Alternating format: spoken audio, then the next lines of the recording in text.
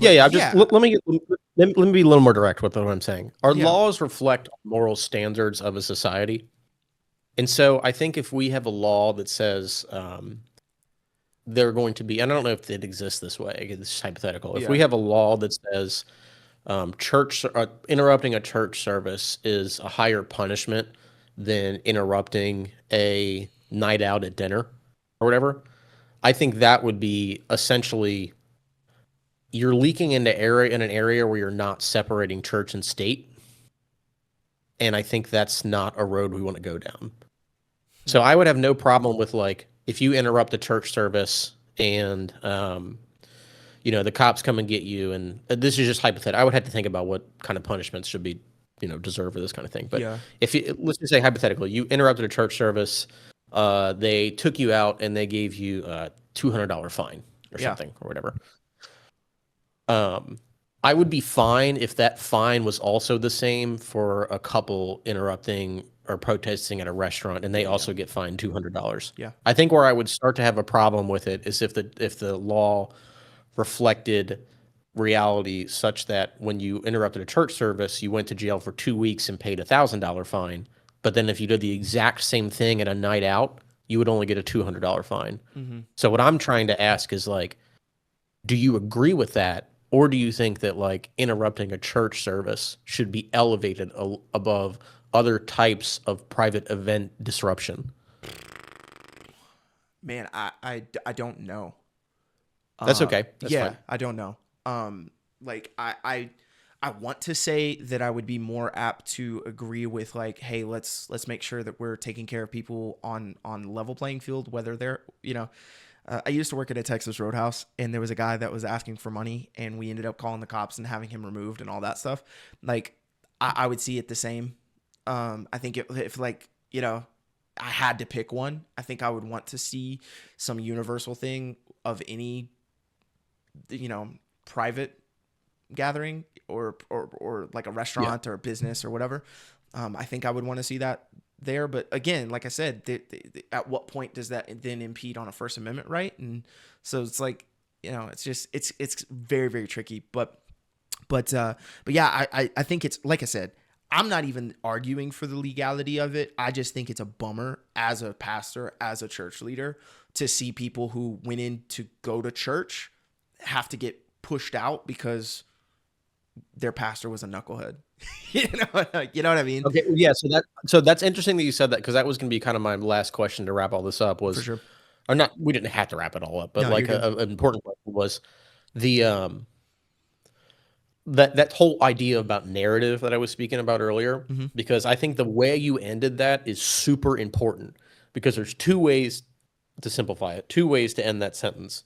You can say it's a shame that these pastor or these church members had to get kicked out because of some woke left, you wouldn't say this, but it's because of some woke left protesters. That's way different of a statement than it's a shame that they had to get kicked out because of their pastor allegedly being an ICE member. Yeah. Like those narratives, I think, are completely different because one kind of blames the protesters and the other puts the onus more on the fact that the ICE guy was a pastor. Now Well, you can even say the ICE, like you can even have the second narrative, which with recognizing that like there's a complicated conversation about how justified this was and whatnot.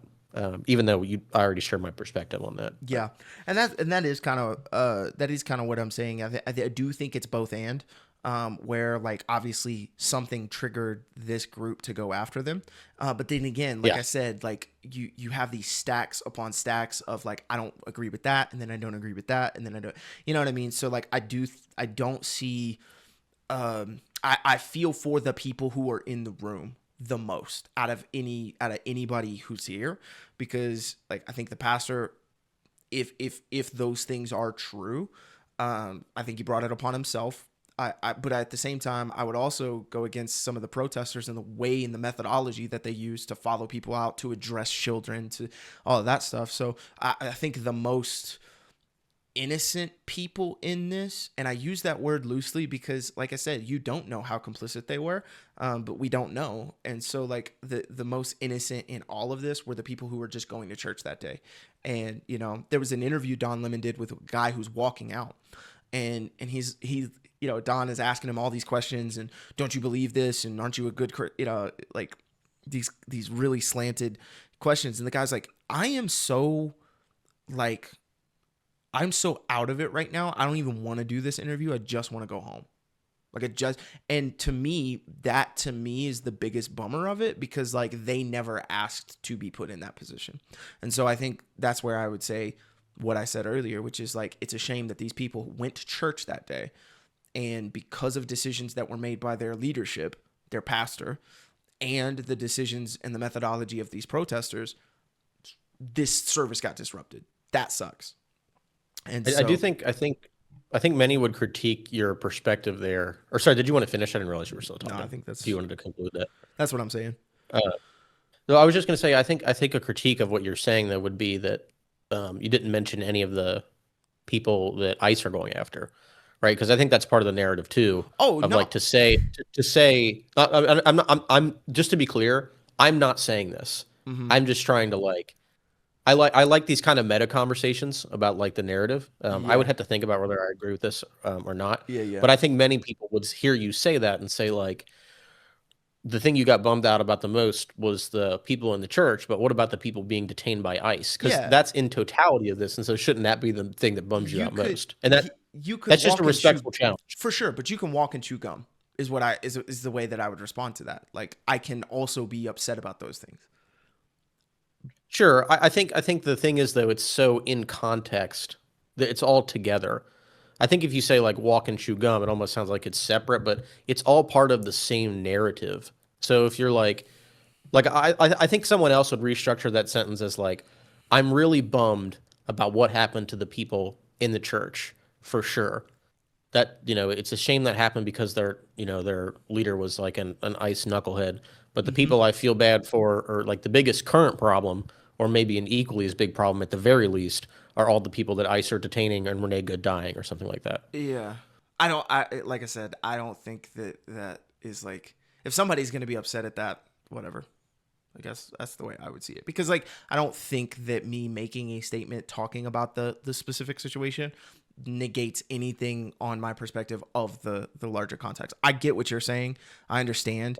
I'm just not as, and maybe this is to a fault, but I'm just not as careful with my phrasing on things like that. Like, I would address it when that conversation came up. So if somebody asked like, hey, well, what about this? Well, okay, let's talk about that.